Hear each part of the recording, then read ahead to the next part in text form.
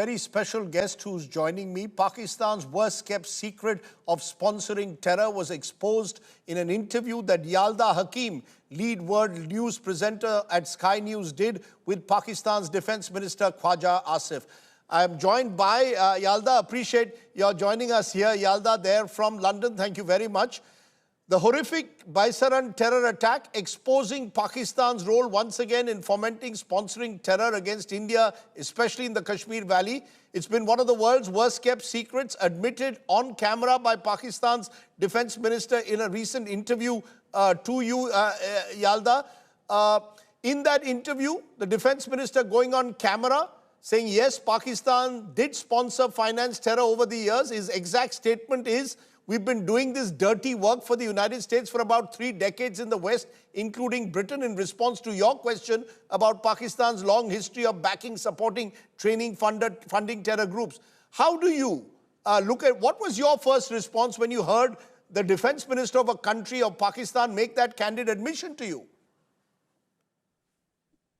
Well, Rajdeep, thank you so much for having me on your program. As you say, I mean, it is something that has been more or less a sort of a well-known and well-documented, and yet a situation where over the decades, Pakistan has never really admitted it publicly in different points and at different times, you know, whether it was General Pervez Musharraf or Benazir Bhutto or different ISI chiefs who have come out at different intervals in Pakistan's history and felt the need to make an admission and accept that perhaps they do fund and back terror groups and use them as proxies. Still, I didn't expect that in this heated moment, when there is this escalation between Pakistan and India over the horrendous and heinous crime that took place, the terrorist attack in Kashmir, I didn't expect that so blatantly he would come out and admit this. I mean, we over the years have interviewed different Pakistani ministers and leaders, and they've often talked about the fact that Pakistan too has been a victim of terrorism, but they haven't come out and so openly said this in a television interview at a time when things are so heated. So just to answer your question, my first reaction perhaps was slightly jaw-dropping. I mean, if you watch the interview, you see me almost take a breath, a pause. I sort of want him to elaborate, so I sort of take in what he says and give him a moment of pause to either recollect his thoughts, because I thought maybe he made a mistake, maybe he didn't fully comprehend or understand what I was saying. And then he goes on to clarify, to say, no, we are doing that. We did do for decades the dirty work of the West. And then he, you know, goes on to sort of say, but that isn't the case now. Lashkar-e-Taiba doesn't exist as an organization. We don't know who the resistance front is and what you're talking about. But we used to do this. We don't do this now. You know, it's interesting what you're saying, because the truth of the matter, Yala, is that Pakistan has always lived by this deniability. They've always tried to deny every terror attack, especially those aimed at India. You will recall even after Mumbai 26/11, there was initially this denial. Then when terrorist Kasab was caught red-handed, the Pakistanis could not deny it any further. In that sense, it was important for us to hear a functionary at the level of a defense minister admitting to Pakistan's role in sponsoring terror, and then trying to suddenly backtrack by saying that's in the past, not in the present. Is there a sense you got from this response to the interview that's gone viral, that the world also no longer believes Pakistan's deniability? That when Pakistan now says that we are not involved in terror, as it kept saying in the past, the world no longer trusts Pakistan anymore?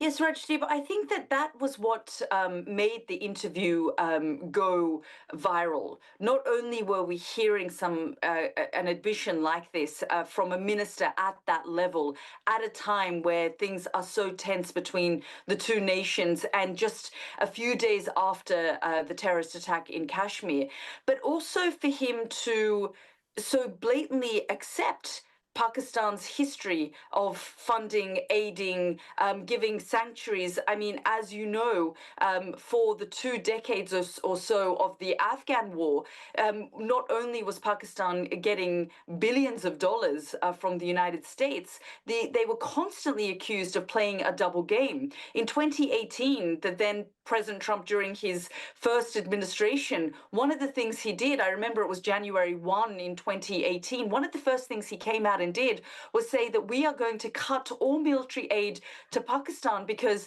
our troops are dying on the ground, NATO forces are dying on the ground in Afghanistan, and Pakistan is taking our money, but at the same time, they are backing, supporting, and giving sanctuary to these terrorist groups that are going back into Afghanistan and launching these attacks, large-scale attacks on our troops and on innocent civilians, and prolonging this conflict and making it even more bloody and violent. And as you said, the 2008 Mumbai attack, Pakistan had the same reaction. So in this moment, for him to come out and make this admission, I think is what actually shocked the world. And then to sort of distance themselves, only a few days after, I interviewed Bilawal Bhutto, the former foreign minister of Pakistan, and he admitted, he said, yes, my family have been victims of terrorism, we as a nation, but it is also part of our history. Terrorism and funding these proxy groups are part of our history. So that, I think, is what left the world shocked. And as you say, this acceptance and realization that perhaps Pakistan itself will no longer deny the brutality of funding these terrorist organizations and using it as a policy. But the question arises, Yalda, were you able to at all specifically pin the minister down to Pahalgam itself? What happened, this dastardly attack in the Kashmir Valley? Is the defense minister, in a sense, trying to be disingenuous when he makes this distinction between what they did for America and the West in the 80s and now what is happening on the ground or has happened on the ground in Kashmir Valley for the last few decades? Were you able to actually get him to take that next key step into admitting that the Lashkar-e-Toiba's headquarters, for example, these jihadi proxies are in Pakistan, Hafiz Saeed still moves around fairly freely? Are they willing to accept that part as well is the key? No. So it's exactly as you said. He pinned it to their history as a nation and said that that was part of history. They did the dirty work of the United States, of Britain, as you say. That's what he pinned it to, that, had we not been forced to take part in, the sort of funding of these groups, the Mujahideen in the 80s after the Soviet invasion, and were we not asked by the United States, the CIA, to do this dirty work for them, perhaps the trajectory of the direction in which our country has gone to today would not have happened. But in terms of admitting that Lashkar-e-Taiba still exists as an organization, that their leadership roams freely in Pakistan, it was not something that he was willing to accept. He said, what are you talking about? When I said Lashkar-e-Taiba and this splinter group, the Resistance Front, he said, no one has heard of this resistance force that you're talking about. Lashkar-e-Taiba doesn't exist as an organization. Where are you getting your information from? So he completely distanced himself. And then he went on to talk about false flag operations and pointed the finger of blame at India and said, India has conducted. I said, so hang on a second, let me get this straight. You are saying that India has launched this terror attack on itself and wants to point the finger of blame at you so that Pakistan gets the blame. He said, that's correct.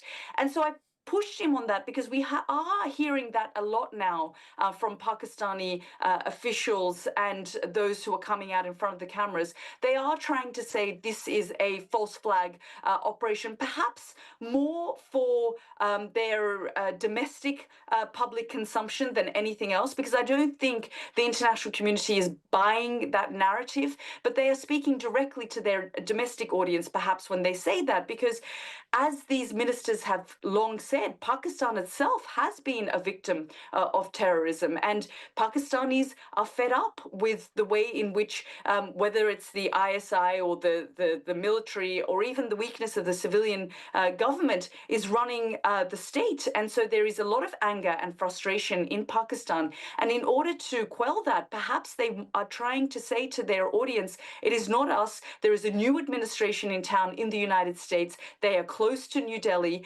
and we need to be very careful of the narrative that India is spinning. They are launching these false flag operations and trying to point the finger of blame on Pakistan so they can launch an attack on us. And that was the direction he was trying to take the actual interview.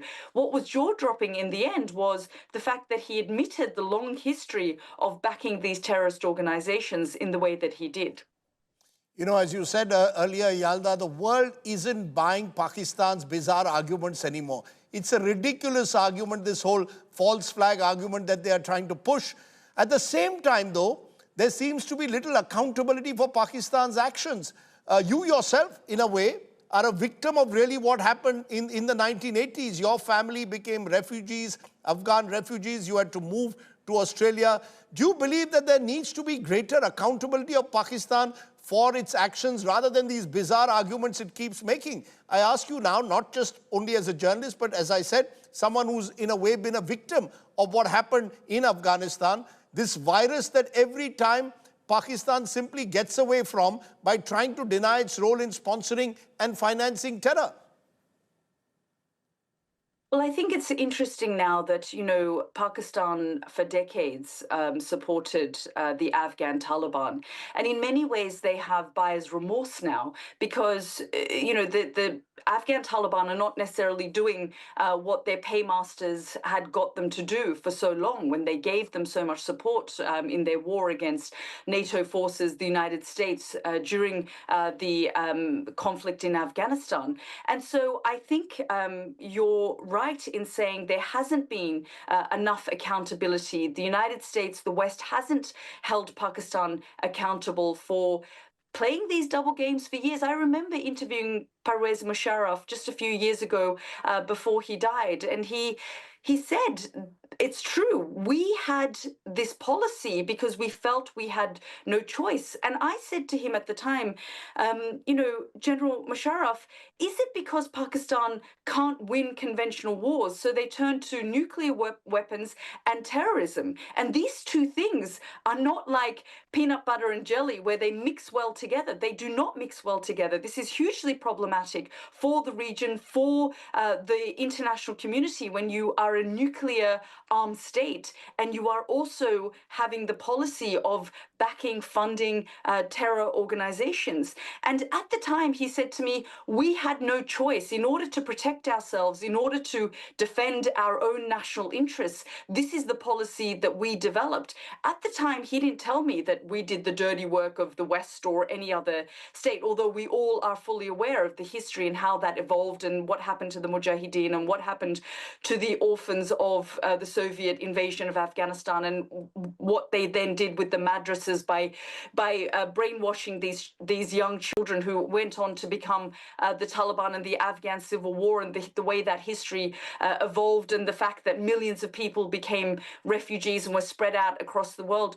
Not to mention the fact that, throughout the conflict in Afghanistan, we all remember the large-scale terror attack on the Indian embassy in Afghanistan as well. So these are things at different intervals and points in history where the international community has pointed the finger of blame on Pakistan, on the ISI, on the military and security and defense and intelligence establishment in Pakistan. But there hasn't been enough accountability other than what the Trump administration tried to do in 2018, because at the time, the likes of his National Security Advisor, General H.R. McMaster, understood the complexities of the region and said that we needed to do more to hold Pakistan accountable. But I think different administrations come in the United States, in the West, and they don't do enough to put pressure on Pakistan to move away from this policy of backing these, and they often point the finger of blame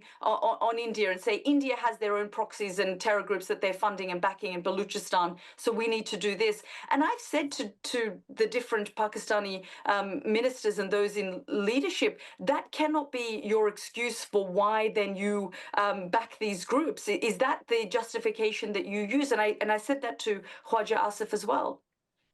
You know, it's also interesting, Yala, that not only did your interview show Khwaja Asif making the admission of doing the dirty work of the West or dirty wars of the West, he also went on to say that there could be an all-out war between India and Pakistan, almost a warning, the threat of a possible all-out war between India and Pakistan. How do you interpret that? Do you think that this was just the belligerence of the defense minister of Pakistan, his bravado? Or do you believe that a section of the Pakistani army is itching for some kind of a conflict because General Munir and the Pakistan army is facing huge, severe pressure on the home front as well, where they've messed up? Yes, I think that, the Americans have also ramped up their pressure on Pakistan by telling them. We heard the Vice President J.D. Vance just a few days ago say that, India will likely respond to this terror attack, but they need to do it in a measured way so this conflict doesn't actually escalate. And Pakistan, for its part, needs to, take part in any kind of investigation that needs to be done to find out who the culprits were. And I think there is a lot of pressure coming from the United States now to try and bring down and ramp down the rhetoric from both sides, and tell Pakistan that you need to acknowledge that this was a terror attack. You need to acknowledge and say that. So when you do speak to Pakistani officials, they do acknowledge that this was a horrendous attack on innocent civilians in Kashmir. And then they go on to say, as you say, they say, well, we're not backing down. And we have heard from Pakistani ministers who have said, we have 139, missiles, and they're pointing all at India. They are not on display. The reason I think that they're using this language is they cannot show weakness to their domestic audience, because first of all, they're denying that they had anything to do with this attack. Secondly, they're saying India should not be pointing the finger of blame on us. Third, they're trying to use this false flag narrative by telling their audience it wasn't us, it was them, and they're trying to attack us. And fourthly, they need to show a level of strength as well, and they refer back to 2019, for example, and the way that the situation unfolded there, and it ended within a few days.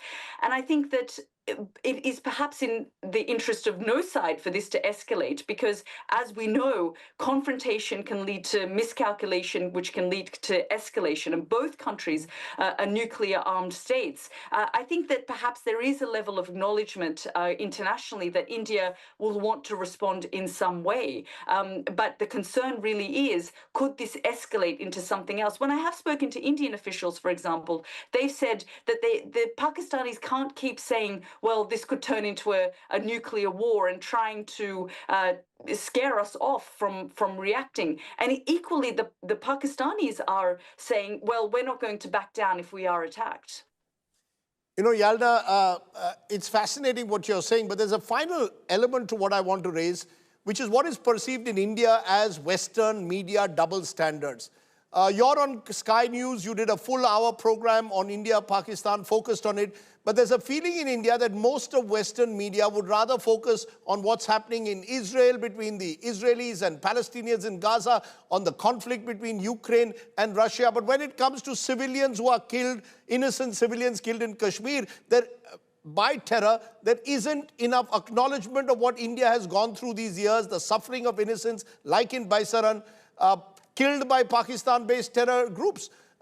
Do you believe that that is changing, that the world recognizes that there are certain countries, whether they are located in the subcontinent or any part of the world needs to speak in one voice against those who sponsor and finance terror and their proxies without any double standards?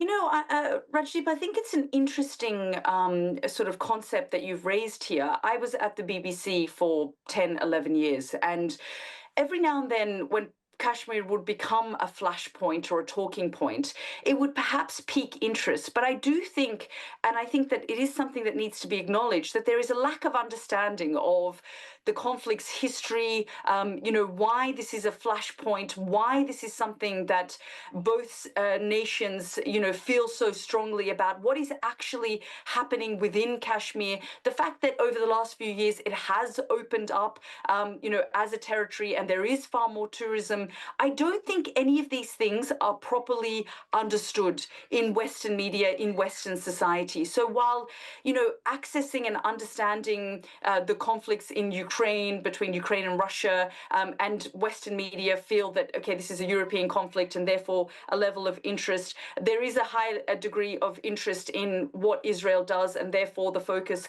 on the situation in Gaza. I think the thing that I find, and it's certainly a frustration that I feel, because I understand the region and I have a particular interest in the region and highlighting the issues of the region, including the issues around terrorism and the fact that nations have suffered there because of state sponsoring of terrorism. And I want to highlight the issue, is that India struggles to talk about it. India struggles to highlight it. India struggles to, really raise the issue, perhaps say the way that the Ukrainians have done, and they've mobilized and talked about the atrocities that have taken place in different places in Ukraine at the hands of the Russians. I have found that I've really struggled to get Indian officials to talk on the issue, to talk about what the problems are.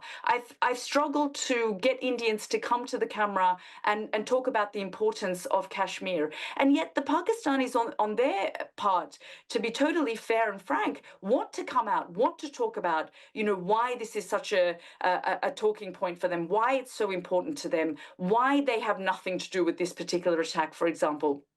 But I find the Indian side, whether it's policy or whether it's just the way India is as a state, they don't want to talk before, any kind of action is taken. Indian officials will not come out and readily give interviews about the situation in Kashmir, or why it is so important for them, to defend the rights of the Kashmiri people, or, or to respond to this particular terrorist attack. So I think that adds to the lack of understanding in the West of the issues.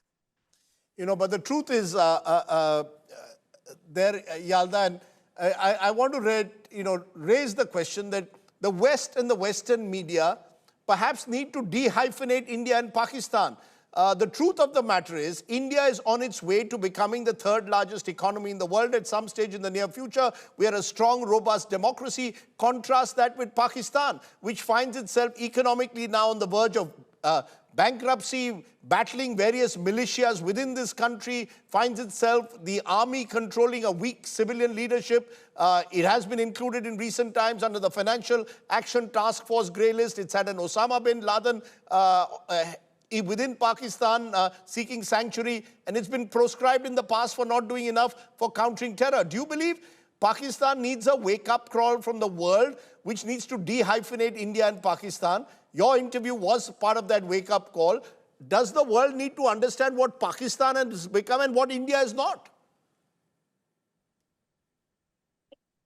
I think it also was perhaps something that the Pakistani people watched and were perhaps horrified about, that their defense minister, someone who is in a current post, because occasionally, as I said, we hear this from the formers, who are out of their post and will acknowledge something. But the fact that the defense minister of a nation stood in front of, a Western media outlet and a Western journalist and said, absolutely, this was our policy, I think was not just shocking for the world, for India, but also for Pakistan, because the Pakistani people are thinking, well, you're saying to us, we are the victim of this terrorism, but you're actually, as a policy, backing and funding and supporting these terrorist organizations. And it now has become, the sort of the hand that ends up biting, the masters, and it's impacting the Pakistani people, their safety, their security, their economy, their standing in the international community. And so I think think the other factor is that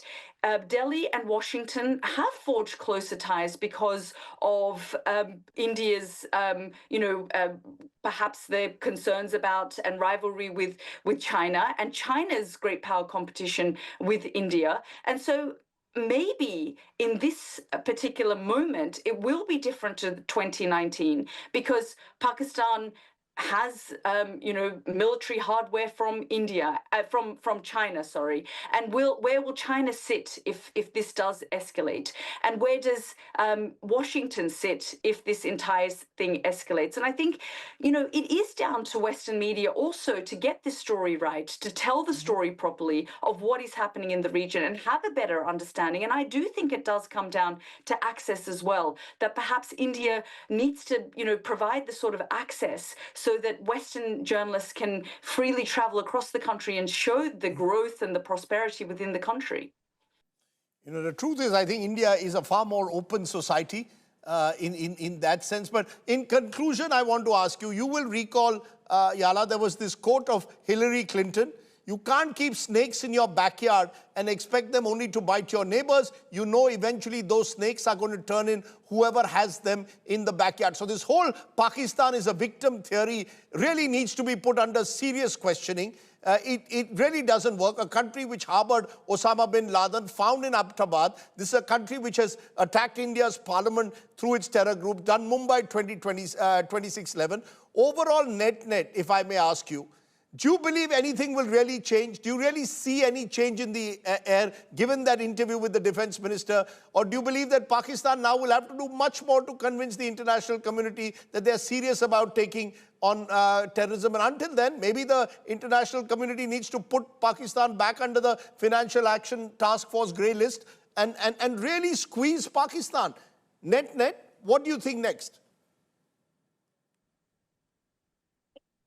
I think it also was perhaps something that the Pakistani people watched and were perhaps horrified about, that their defense minister, someone who is in a current post, because occasionally, as I said, we hear this from the formers, who are out of their post and will acknowledge something. But the fact that the defense minister of a nation stood in front of, a Western media outlet and a Western journalist and said, absolutely, this was our policy, I think was not just shocking for the world, for India, but also for Pakistan, because the Pakistani people are thinking, well, you're saying to us, we are the victim of this terrorism, but you're actually, as a policy, backing and funding and supporting these terrorist organizations. And it now has become, the sort of the hand that ends up biting, the masters, and it's impacting the Pakistani people, their safety, their security, their economy, their standing in the international community. And so I think the other factor is that Delhi and Washington have forged closer ties because of India's, perhaps their concerns about and rivalry with China and China's great power competition with India. And so maybe in this particular moment, it will be different to 2019 because Pakistan has military hardware from India, from China, sorry, and where will China sit if this does escalate, and where does Washington sit if this entire thing escalates? And I think it is down to Western media also to get this story right, to tell the story properly of what is happening in the region and have a better understanding. And I do think it does come down to access as well, that perhaps India needs to provide the sort of access so that Western journalists can freely travel across the country and show the growth and the prosperity within the country. Yalda Hakim, for speaking so openly to us and giving us a sense of where how the world media is looking at what Pakistan is up to. I hope Pakistan gets the wake-up call it needs. The world needs to wake up to what Pakistan has done and has continued to do, particularly in this region. These are serpents in the backyard, which have been allowed to grow as jihadi proxies, and they need surely to be reined in, otherwise the world will have to rein in Pakistan. Yalda Hakim, for joining me on the show, thank you very much.